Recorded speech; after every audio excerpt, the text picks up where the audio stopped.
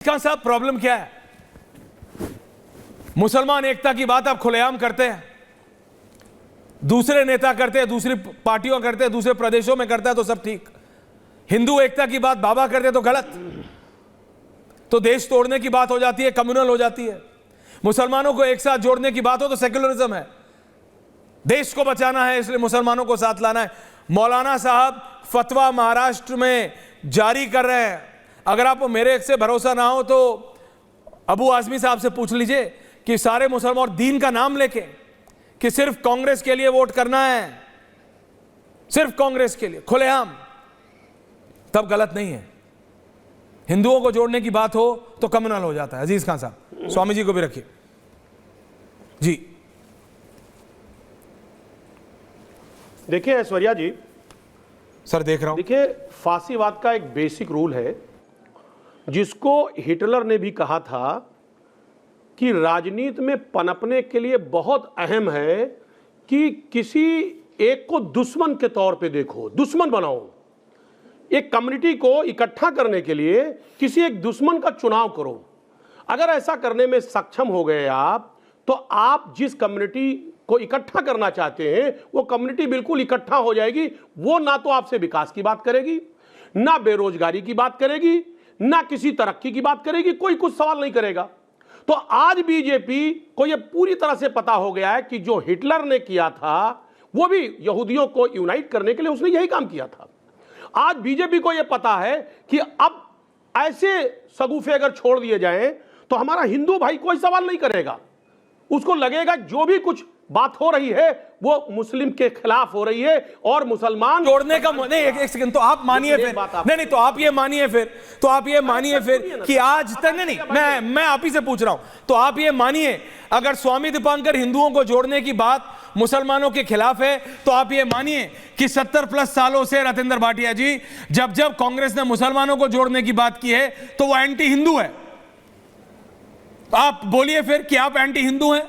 अजीज खान साहब, आपकी पार्टी तरीका नहीं, मुझे बोलने नहीं देंगे तो बात। अरे मैं आप ही से पूछ रहा हूं, कंप्लीट ही नहीं करने, मैं आप ही से पूछ रहा हूं। अजीज खान साहब मानिए। हाँ तो पूछिए।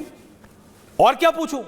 मुस्लिम यादव कॉम्बिनेशन खुलेआम समाजवादी ने अनाउंस किया था कि हमारा MY कॉम्बिनेशन है। नहीं आप बताइए, 70 साल से कांग्रेस और जब से आपकी पार्टी की स्थापना हुई तब से आप सर सुनिए ना, नहीं मुस्लिम एकता की बात करते हैं कि आप एंटी हिंदू हैं।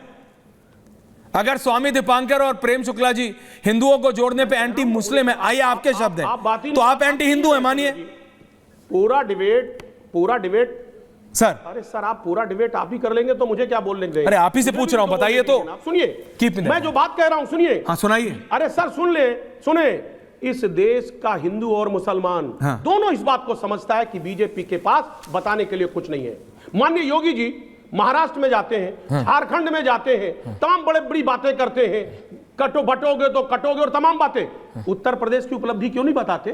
क्यों नहीं बताते कि मैंने उत्तर प्रदेश में ये काम किया है, ये डेवलपमेंट किया, ये काम किया, ये काम आपने किया। सुना नहीं? अगर मेरी सरकार महाराष्ट्र में आती है, अगर मेरी सरकार झारखंड में आती है तो मैं ये तरक्की करूंगा। सारे गैंगस्टर्स खत्म बोला बाबा ने, लेकिन चूंकि आपको वहां दर्द होगा इसलिए आप बोल नहीं रहे। अरे सुनिए ना सर आप। अरे मैं आपको सुना रहा हूं, बाबा ने बोला अगर सरकार आई बीजेपी की तो बॉम्बे से भी सारे गैंगस्टर्स खत्म। अरे सर आपको भी वहां पे दर्द होता है।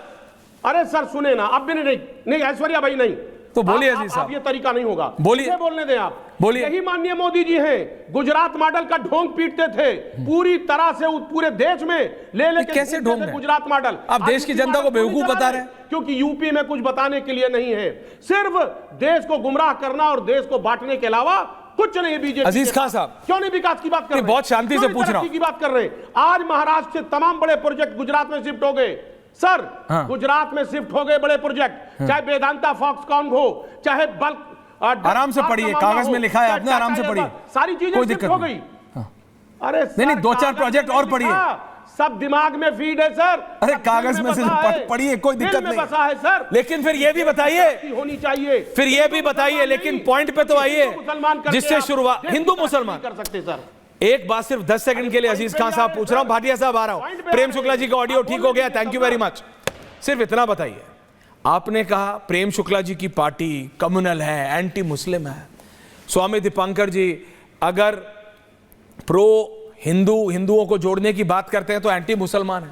तो आप बताइए, आपकी पार्टी जो मुसलमान एकता की, मुसलमानों को एक साथ वोट करने के लिए ओपनली बोलते हैं, आप एंटी हिंदू हैं? Are you anti Hindu?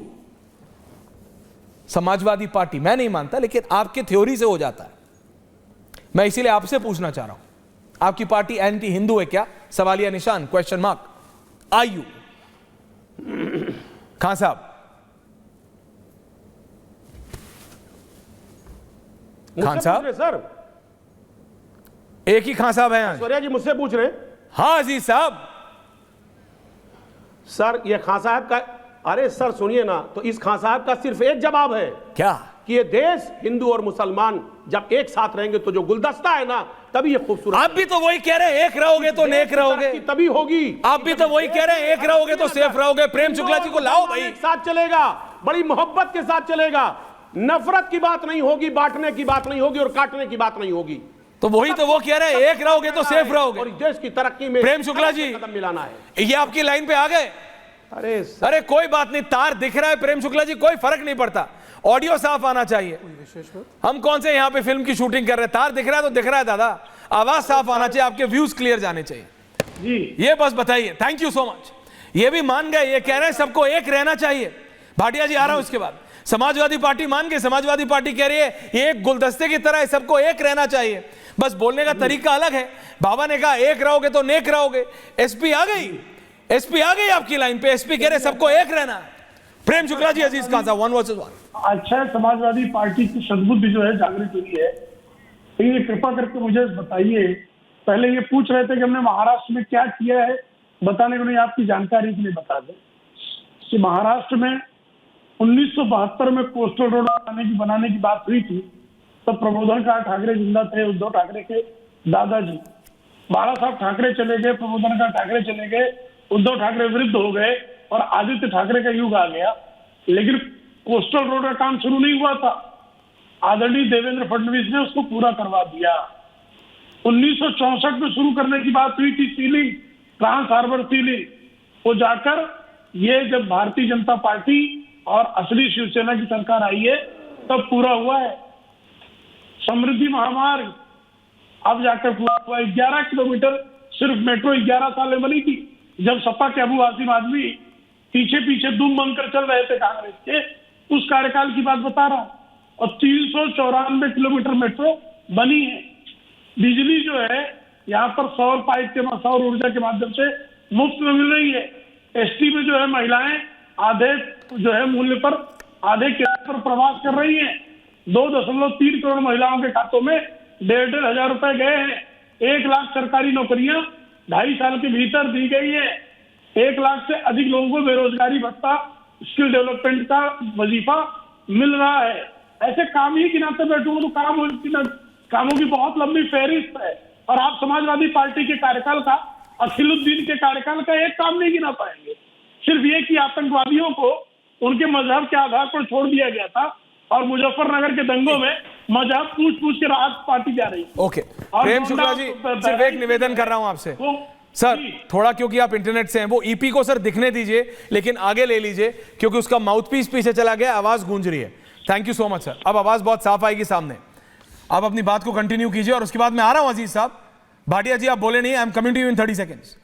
जी प्रेम भाई अब बोलिए। तो ये दशा है भाई साहब कि हम लगातार सिर्फ विकास की बात करें। एक यहाँ पर मियां खामखा बता रहे थे कि भारतीय जनता पार्टी के पूर्वजों ने बलिदान नहीं दिया। रशीदी जी, हाँ। मियां खामखा आपकी जानकारी के लिए बता दें, बाला राउत ने अमरावती में तिरंगा ध्वज लहराते हुए बलिदान किया था। कांग्रेस के एक नेता का नाम बता दीजिए जिसका बलिदान हुआ हो स्वतंत्रता आंदोलन में। समाजवादी पार्टी के एक पूर्वज का नाम बता दो जिसका स्वतंत्रता आंदोलन में बलिदान हुआ हो। एक नेता का नाम बता दो जनता दल का जिसका स्वतंत्रता आंदोलन में बलिदान हुआ हो। और एक अपने पूर्वज का नाम बता दो।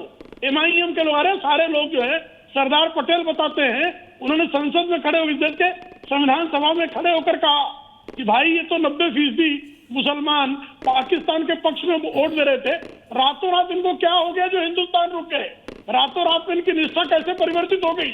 ये मेरा सवाल नहीं था, ये सरदार पटेल का सवाल था। तो जिनकी आत्मा आज भी जिन्नाबाद में बसती है, जो आज भी पाकिस्तान जिंदाबाद के नारे लगाते हैं, कर्नाटक की विधानसभा में बेशर्मी के साथ जो आज भी अफजल गुरु हम तेरे कातिल जिंदा हम अफजल हम शर्मिंदा है के नारे लगाते हैं, जो याकूब मेमन की कब्र पर जाकर जो है सजदे पढ़ते हैं, जो औरंगिया की कब्र पर सजदे पढ़ते हैं, उन आक्रांताओं को जो है ये देश अपना नहीं मान सकता है। और जिन्ना की औलादों को जो है सबक सिखाना यह भारत और भारतीयता का धर्म है।